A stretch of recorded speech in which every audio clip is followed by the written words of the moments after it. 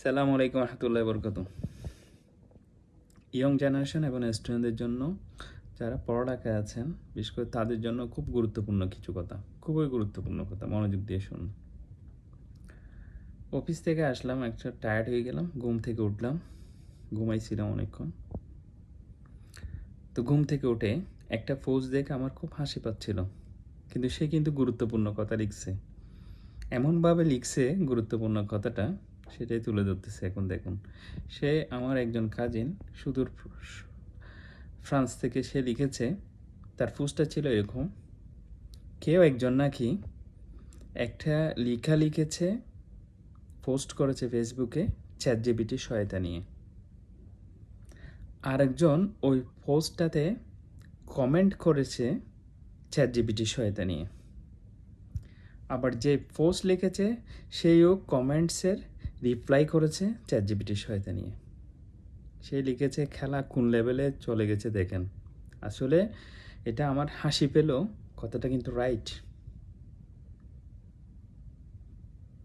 যে সুদূর ফ্রান্স থেকে আমার যে কাজিন যে কথাটা লিখেছে সে কিন্তু রাইট, হি ইজ রাইট।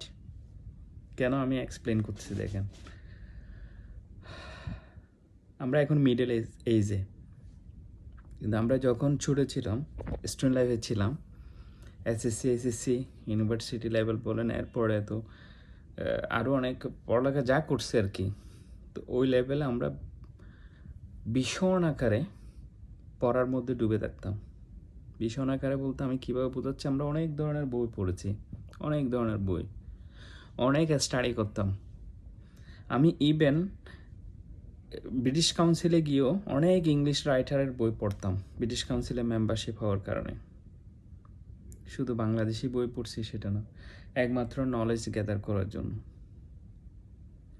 তো প্রচুর পড়ালেখা করতাম, প্রচুর বই পড়তাম।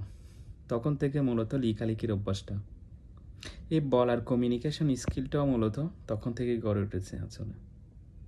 তো এখন যারা ইয়ং জেনারেশন আছেন, তারা করেন কি, তারা সারাক্ষণ মোবাইল স্ক্রল করতে থাকেন, কোনো বই পড়েন না।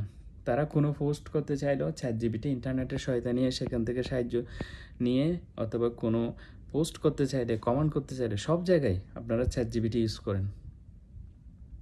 বাংলাদেশিরা বলতেছি বিশেষ করে, ভাই সব জায়গায় আপনার চ্যাটজিপিটি দিয়ে আপনার ট্যালেন্ট প্রকাশ করা যাবে না।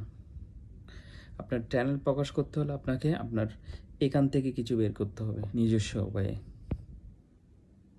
এবং আপনি তখনই পারবেন সেটা যদি আপনি অন্য